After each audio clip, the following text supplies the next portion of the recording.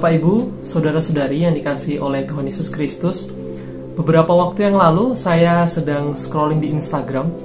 Lalu ada sebuah video yang menampilkan tingkah laku seekor domba. Dalam video tersebut, ada seekor domba yang terperosok ke dalam sebuah parit atau selokan. Dan ada seseorang yang sebagai si penolong sedang berupaya untuk melepaskan domba tersebut dari parit yang memerangkapnya. Dia ikat kakinya dengan sebuah tali, lalu dia angkat perlahan-lahan dari dalam parit tersebut. Alhasil, domba tersebut berhasil terbebas dari parit yang memerangkapnya tersebut. Namun beberapa detik setelahnya, tak dinyana, domba tersebut justru kembali terperosok ke dalam parit yang sama. Parit yang beberapa detik sebelumnya baru saja membelenggu dirinya dalam sebuah ketidakpastian dan dalam sebuah keterperangkapan. Lantas saya melihat berbagai macam komen dari netizen. Seperti biasa, ada yang menertawakan, ada yang mengasihani, ada yang mencoba menganalisis, dan ada juga yang mengatakan bahwa upaya yang dilakukan oleh si penolong tersebut adalah sebuah kesia-siaan. Lantas saya sedikit terpelatuk. Saya putuskan untuk mencari lagi video yang sama. Pikir saya, jangan-jangan ada juga video yang sama di sosial media lain yang ternyata menunjukkan perilaku yang kurang lebih mirip dengan domba yang baru saja melakukan sebuah hal yang mungkin bagi kita adalah hal yang absurd.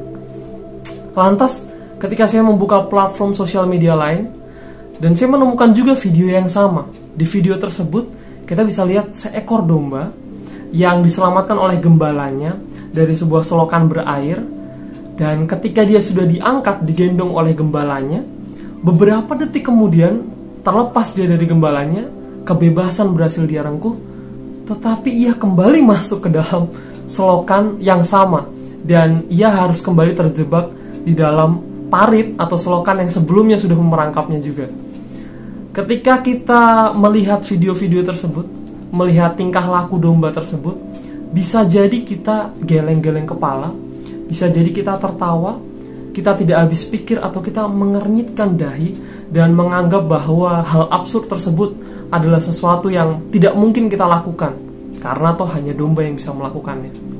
Tetapi sadarkah kita bahwa acap kali dalam perjalanan kehidupan kita, di dalam persiarahan kehidupan kita, kita terjebak dalam parit-parit yang sering kita temui. Dan dalam perjalanan kehidupan kita ada keputusan-keputusan yang harus kita ambil, harus kita pilih. Dan konsekuensi dari keputusan itu seringkali menimbulkan luka, trauma, atau konflik yang menghantui kita di dalam kehidupan kita.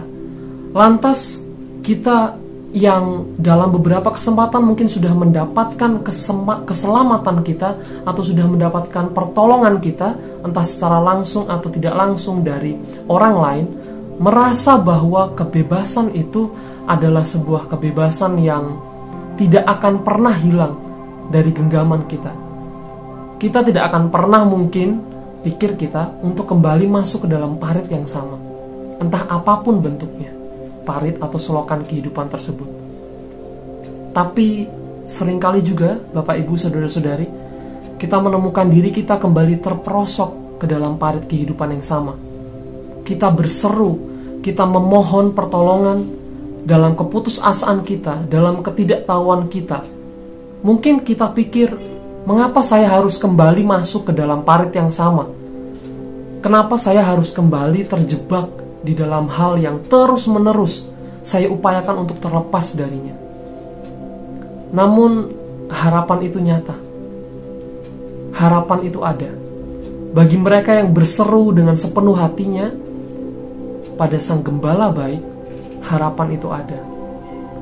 Yohanes mencatatkan kepada kita sebuah perkataan luar biasa dari Yesus Kristus tentang domba-domba kesayangannya, tentang kehidupan domba-domba tercintanya.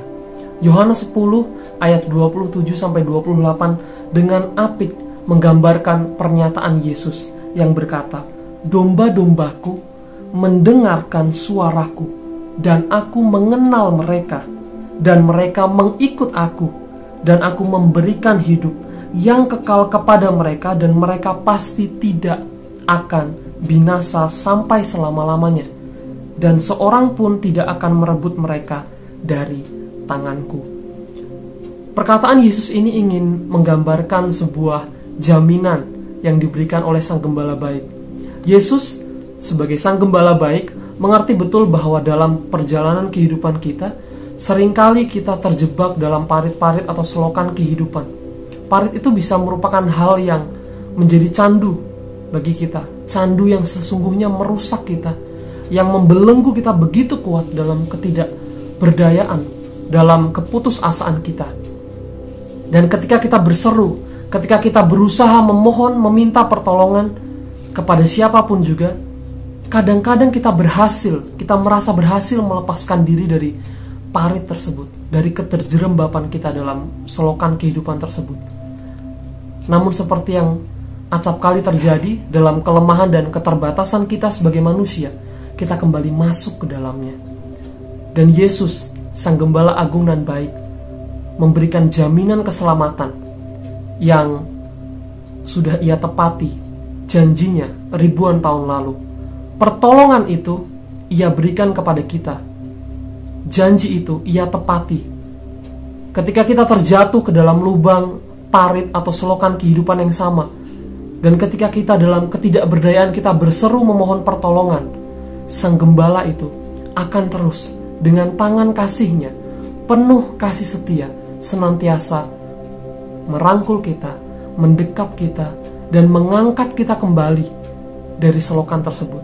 Meskipun mungkin kita berlaku seperti domba yang saya lihat di scroll Instagram saya tadi, dan kemudian kita kembali masuk ke dalam parit yang sama, parit yang membelenggu kita, tetapi Sang Gembala agung dan baik itu tetap setia, menunggu kita, menyelamatkan kita dari keterjatuhan kita, karena Ia adalah Gembala yang setia.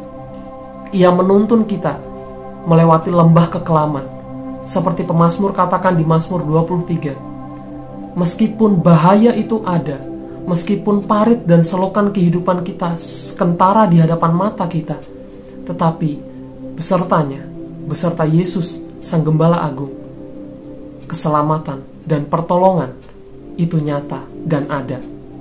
Bersamanya, kasih setianya menopang kita sampai akhir masa.